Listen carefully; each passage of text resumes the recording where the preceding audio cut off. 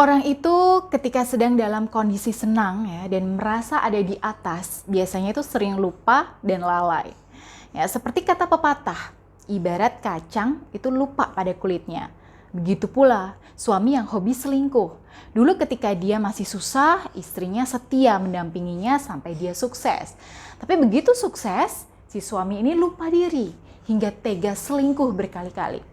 Nah, bahkan di beberapa kasus yang saya tangani, ada suami-suami yang selingkuhnya itu sampai berganti-ganti dari satu wanita ke wanita lain. Aduh, sungguh memprihatinkan ya. Nah, lalu apa sih yang kira-kira bisa membuat suami itu kapok, ya, taubat dan tidak selingkuh lagi? Silakan simak selengkapnya ulasan saya kali ini. Assalamualaikum warahmatullahi wabarakatuh. Bismillahirrahmanirrahim, alhamdulillah, wassalatu wassalamu ala rasulillah, la hawla wa la quwata illa billah wa ba'du. Ya sahabat bunda yang dirahmati Allah. Baik, perlu saya sampaikan di awal ya bahwa 3 hal yang membuat suami taubat dan kapok selingkuh ini hanya beberapa contoh saja. Dan kenyataannya tidak selalu seperti yang saya sampaikan ya. Masih banyak kemungkinan lainnya yang bisa membuat seorang suami itu bisa taubat dan kapok selingkuh. Ya tentunya semuanya karena Allah yang berkehendak. Baik, tapi sebelum saya lanjutkan, silahkan Anda bisa catat dulu nomor yang tertera di sini agar Anda bisa berkonsultasi dengan saya terkait rumah tangga, cinta, dan asmara. Baik sahabat bunda, langsung saja ya. Yang pertama, biasanya suami peselingkuh itu baru akan berhenti selingkuh setelah dia itu jatuh bangkrut. Ya, tadinya yang ekonominya itu sedang jaya-jayanya, dia lupa diri dan menggunakan uangnya untuk mencari kesenangan di luar dengan wanita-wanita lain. Nah, di kondisi ini suami susah untuk dinasihati.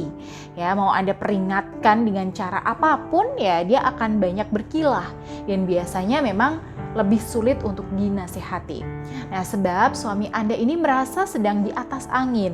Dia merasa bahwa dia punya segalanya dan merasa bisa membeli apa saja. Nah, tapi nanti ketika keadaannya itu sudah berubah, suami sudah bangkrut nih, suami tidak punya apa-apa, biasanya dia baru mau menyadarinya. Nah, lalu yang kedua, yaitu ketika suami mendapatkan musibah, entah itu sakit, kecelakaan, atau yang lainnya. Nah, dalam kondisi seperti ini, si suami biasanya memilih untuk kembali kepada istrinya daripada selingkuhannya. Terutama bila selama ini istrinya itu terbukti telaten menghadapi suaminya.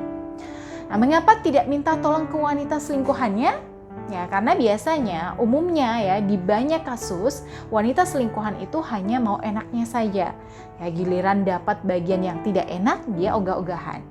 Nah, di kondisi seperti ini sebenarnya bisa Anda manfaatkan untuk mengambil kembali hati suami Anda.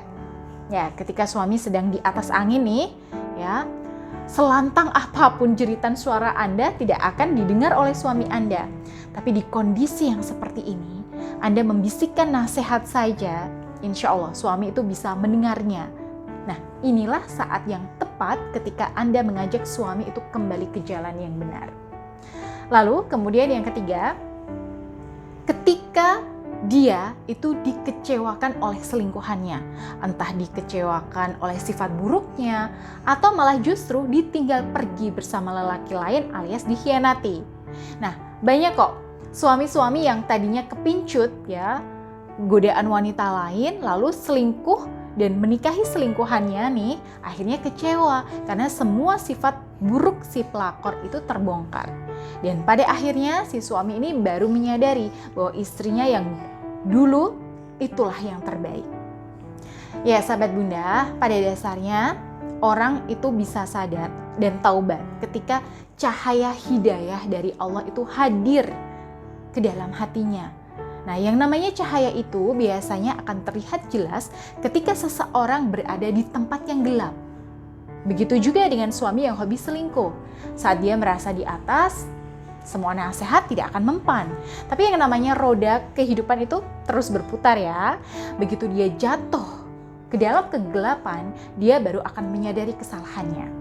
Nah, di kondisi inilah hidayah Allah itu biasanya lebih mudah masuk.